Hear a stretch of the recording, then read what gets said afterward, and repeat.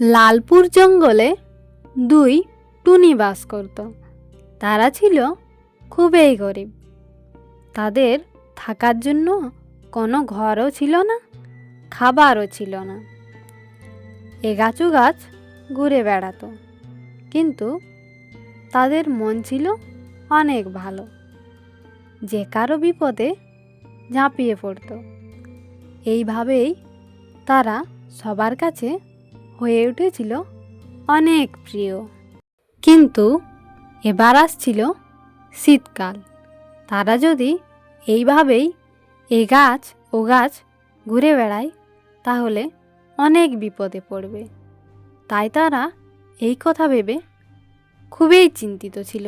বড় টুনি ও বড় টুনি, আমরা তো এভাবে গাছে গাছে ঘুরে বেড়াই।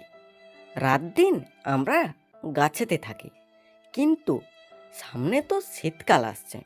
তখন যদি আমরা গাছের উপরে থাকি, তাহলে তো আমাদের খুবই অসুবিধা হবে। তাই বলছি, একটা যদি ঘরের ব্যবস্থা হতো, তাহলে কিন্তু খুবই ভালো হতো। হ্যাঁ, এটা তো ঠিক কথাই। এই শীতকালে গাছের ডালে থাকা যাবে না। একটা ঘর হলে খুবই ভালো হয়। কিন্তু আমাদের কাছে তো টাকা পয়সা কিছুই নেই। কি দিয়ে ঘর বানাবো? কিছু তো একটা ব্যবস্থা করতে হবে। এইভাবে কি আর গাছের ডালে থাকা যায়?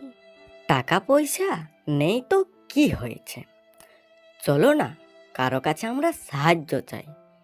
যদি কেউ আমাদেরকে এই শীতকালটা থাকতে দেয়, তাহলে আমাদের তো খুবই ভালো হয়। হ্যাঁ ছোট টুনি, কথাটা কিন্তু তুমি একদম ঠিক বলেছ। কারো ঘরে যদি আমাদেরকে থাকতে দেয়, আমাদের খুবই উপকার হয়। চলো তাহলে কারো ঘরে গিয়ে সাহায্য চাইব। এই কথা বলে দুই টুনি গভীর জঙ্গলের দিকে চলে যায়।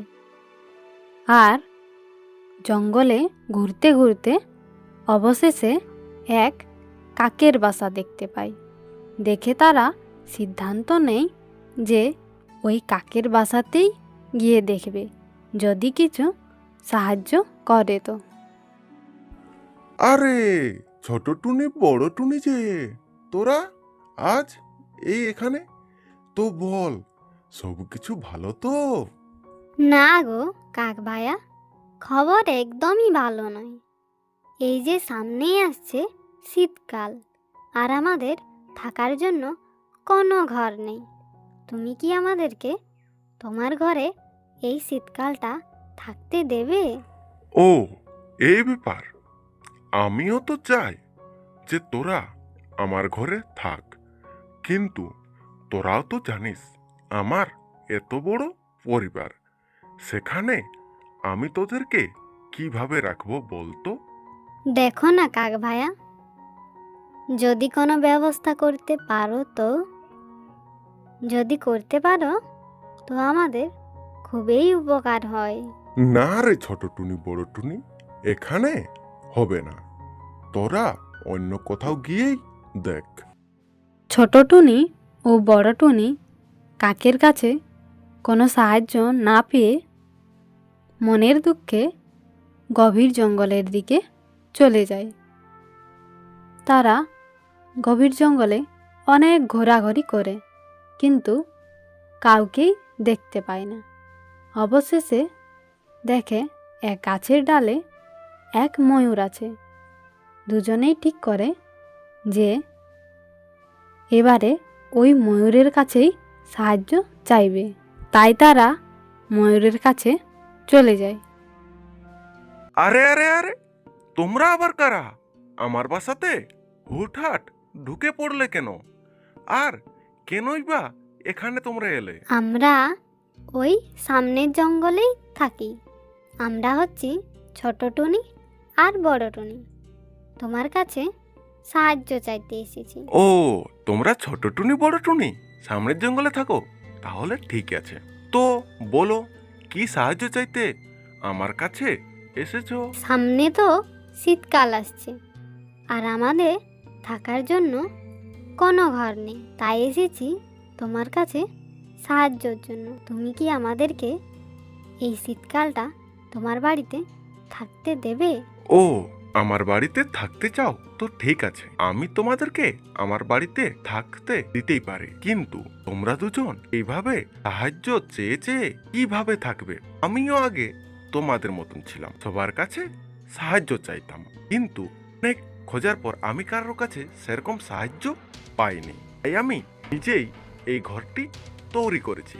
আর দেখো, আমি এখন এই ঘরে কত সুন্দর সুখে শান্তিতে বসবাস করছি। তাই আমার কথা তোমরা শোনো, তোমরাও একটা নিজস্ব ঘর বানাও, আর তোমরা ওই বাড়িতে থাকতেও পারবে। হ্যাঁ, কথাটা তো তুমি একদম ঠিক বলেছ, কিন্তু আমাদের কাছে তো টাকা পয়সা নেই।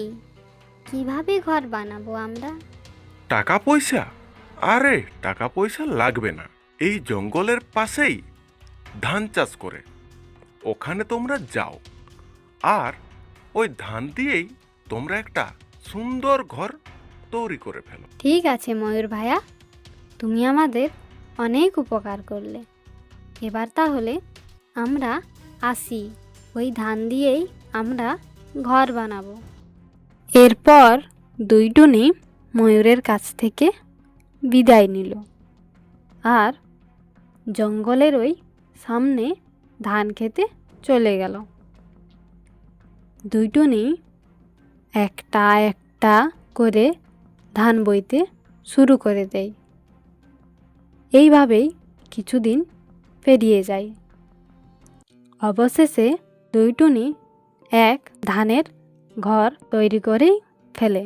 তাদের ঘরটা দেখতে হয় অনেক সুন্দর। তারা নিজেরাও ভাবেনি যে এত সুন্দর তারা ঘর বানাবে। তারা তো খুবই আনন্দিত। আর শীতকাল, গ্রীষ্মকাল, বর্ষাকাল তাদের ঘরটা কিচ্ছু হয় না। এইভাবেই দুই টুনি এরপর থেকে সুখে শান্তিতে বসবাস করতে থাকে ওই ধানের ঘরে।